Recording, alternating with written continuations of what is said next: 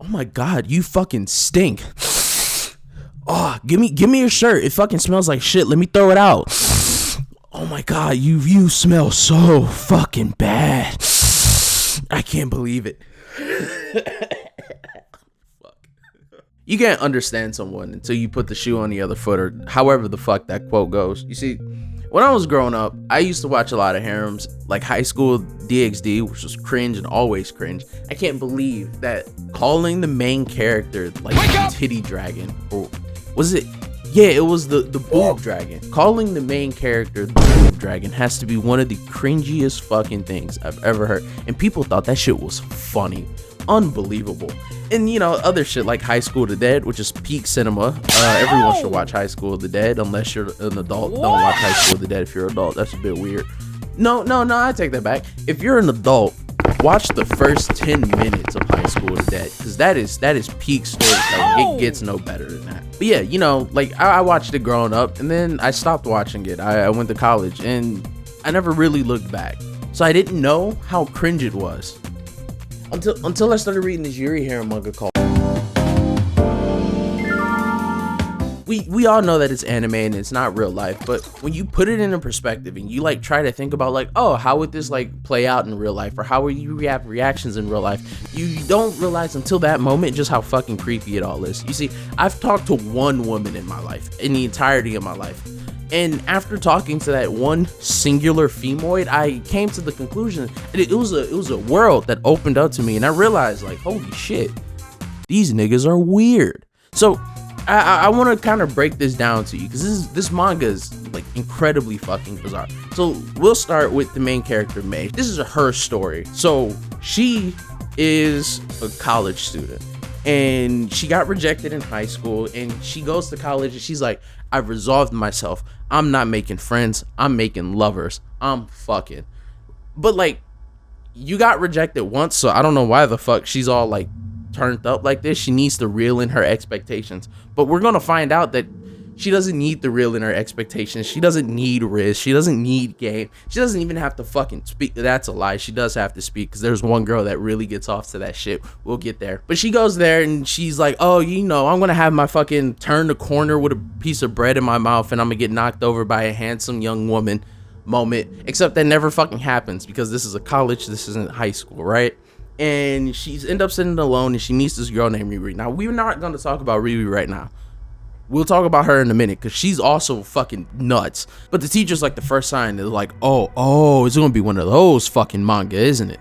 So she's just meeting up with her professor and her advisor, and the professor's like, yeah, you know, like I study psychology and all of that, and I really don't understand why the school has a problem with me having relationships with my students. Like, that's fucking cringe. You think that shit's cringe too, don't you? And May is like, actually, you know, my teacher's kind of pretty, so I do think it's cringe. And I'm sitting over here like, what do you mean by that? And then she tells you exactly what she means by that. She's like, you know, I have nothing against fucking my students. You know what? Right now, I'm single, and you are looking mighty fucking scrumptious. I want to take you home. I like honest students. You know, if you get good grades, I'll fuck you. And I was like, all right, this is going to be it. This is going to be the ride that we're on. Little did I fucking know, because we're introduced to Riri. Riri is a fucking incel, okay? Riri reminds me of this.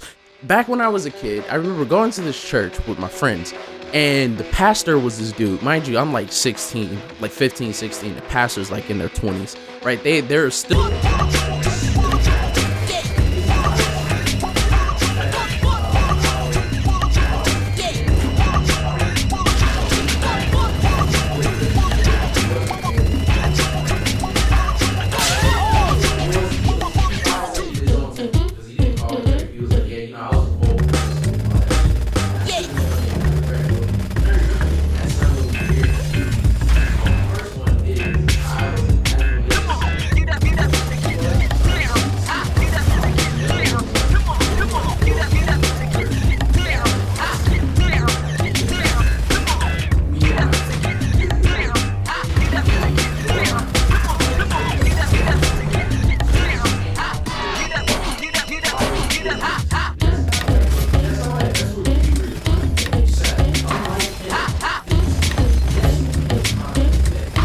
Christian boy, it makes sense that he like regrets his encounters. Riri, on the other hand, just regrets her encounters, but there's no reflection afterwards like you would expect for someone who's like, oh my god, I shouldn't have done that. Instead, she just fucking doubles down and she keeps fucking sinning like she didn't do anything wrong. Like there's this one moment where she talks about how like, oh, she shouldn't be like this fucking lascivious because she wants to touch May, and like how she keeps thinking about May's touching shit. And then like maybe it might be the same chapter, I think is actually later on. There's a scene where she's in the room with May and like she's touching her titties, because I think that's what women do, like when they go to bed or whatever, they just fucking assault each other. I know, like I be filling up all of my homies' dicks when they're asleep, but like yeah, so she's sitting over there, she's feeling on her titties and shit, and Riri's sitting over there like, oh, I want May to touch me more. So like Riri's like adjusting her fucking blouse or dress or whatever sleepwear she has going on, so like May can like really feel her titties. And then she goes to bed thinking like, oh my god, I can't believe I didn't do that. Mom and father, I have sinned. Lord, forgive me. And then she fucking wakes up and starts feeling on May in her sleep. Like, the fuck you mean, please forgive me? You're assaulting this bitch. But that's not even the worst thing she does. The worst thing she does, she meets up with May one day and she's like, May, do you consider us friends? And May is like, yeah, I consider us friends. And she's like, oh my god, that's amazing. Let's hold hands. And they hold hands all the way to the cafe. And they're holding hands while they're in the cafe. Mind you, the implication is that they've been holding hands for like an hour, hour and a half. And Minato's creepy ass is looking in the corner like, I can't believe they've been holding hands this entire time. And I'm sitting over here like with Minato, I'm like, I can't believe they were holding hands the entire time. What a fucking whore. Skank. Can't fucking believe this shit. What do you mean? Why are you holding hands? And then, like, I found myself agreeing with Minato. And then I remember, Minato's also a fucking incel. But she's not the incel in the same way Riri's an incel. You see, Riri's an incel in that she's like she's too afraid to embrace, like, that she wants things. And she's too afraid to just go out and look for it. And so instead, she keeps blaming herself and the people around her. You see, Minato, she's an incel because she just refuses, right? This bitch, so when you first meet Minato, you might not notice it because, like, May is just like, I would like the water. And Minato's just like, what the fuck? Because she works at a cafe. And who the fuck goes to the cafe for a bottle of water? That costs money. You can go to a water fountain for free. Actually, she had just creamed herself. And you'll find out about it in, like, literally the next chapter. Because Minato hits May up and she's like, oh, May, I just wanted to, like, call you and see what was up. And May's like, well, I'm about to go to bed. And Minato's like, oh, well, if you're about to go to bed, then, you know, go to bed, do your thing. And May's like, all right, good night. And then Minato starts moaning. You're like, what the fuck is Minato moaning? And turns out, Minato's recording this bitch without her fucking knowledge. Pause. This could just be me. But I think she was masturbating to it. Because why the fuck else would you save a fucking clip of someone telling you good night? Well, it turns out Minato's like a huge audio file, but like not like an audio file and like, oh yeah, you know, I love like audio and like, you know, like sound, and I really like that. No, audio file and like, no.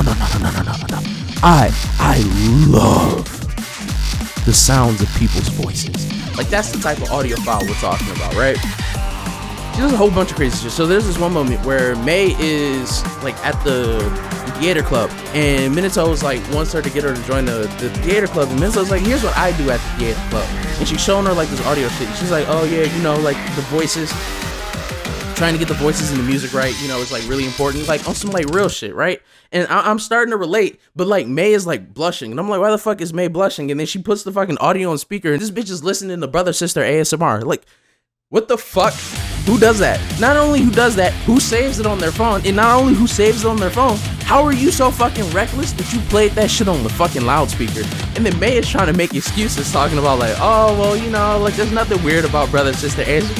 Yes, bitch, there's something weird about brother sister ASMR. That's not normal. That should never be normal. The fuck are you talking about? But Minato, as weird as that shit is, Minato is not even the worst fucking one, because there's Koru. This bitch Koru is the pervy old man in the body of a college student. Koru would be a sex offender in any other universe. This bitch, she's the type of roommate that you lock out by getting the key changed, but you never tell her. Like you let her think that her key stills fucking work. This bitch buys alpha male courses. Koru's like she's like a Vosh viewer, right? Like she is dog. Like in her first meeting with Koru, Mei is asleep, right? And Koru comes into the room because they're roommates, and immediately she starts sniffing her like, oh man, she smells like so many other women. Like, bitch, how would you know? But her pheromones are exactly where it's at. And then she fucking strips this bitch and throws her clothes out while she's asleep. So Mei wakes up ass fucking naked going, what the fuck is going on? And she looks over and she sees this fucking bitch, and this bitch wakes up like, I can't believe you're so nosy, I only stripped you in your sleep. And May's like, where'd all my clothes go? And Cora was like, I threw them out, they smell like shit. I wish a nigga would. I wish somebody would fucking strip me in my sleep and then tell me I smell like shit. Them's fighting words. But she does this shit all the time. Every time Koru's on screen, she's calling Mei stinky while smelling her fucking clothes. There's one point when they go into the shower and she's like, oh, you can use all my shampoo and shit. And Mei's like, oh, it smells just like you. And Koru's sitting over there like, yeah, it's because your shit smells. Like, bro, fight me, square up. I can't believe you're fucking like this. And it's supposed to be like cute and endearing. And Koru's like, oh my god, I'm such a bad human, but Mei just smells so good. No, you're just a bad human, period. Mei smells like a normal fucking person. There's one moment where she guides her out the room, like she's like, all right, Mei, you need to get the fuck out. So then Mei leaves, and then she starts smelling Mei's clothes, and over there like, oh my god, this is so amazing, she's gonna make me act up. Like, no, you're already acting up. You need to get your fucking shit together. Go see a therapist. The only character that I like in here is Karen. And that's not because Karen doesn't have any flaws. She has flaws. I'm just not going to tell you. And the reason I'm not going to tell you is because Karen opens up with, hey, my name's Karen and I love alcohol. Like, bitch, I love alcohol too. And that's the only fucking reason I'm protecting her. All these bitches are crazy. But you know who's worse than all of them? Mei. Because Mei encourages all this shit. Like, there's no reason for you to look your teacher dead in the face and go, actually, yeah, I was thinking real indecent things about you. Like, oh my god. Sometimes you look at me and I'm just like, Or when she's like talking to Riri and she's like, oh yeah, you know, like Riri told me that she was grabbing your idol, and she has like this real insecurity about it, but I decided to look her up when I was alone, and oh my god, those pictures were so fucking amazing. Like, Mei is just as bad as the rest of them. Like, Mei has almost fucked Koru twice. I don't know why the fuck she's encouraging this bitch to act the way she acts, but she needs to fucking stop. And after all of that, I finally came to the realization, damn, it's not just the niggas. All harems are fucking weird.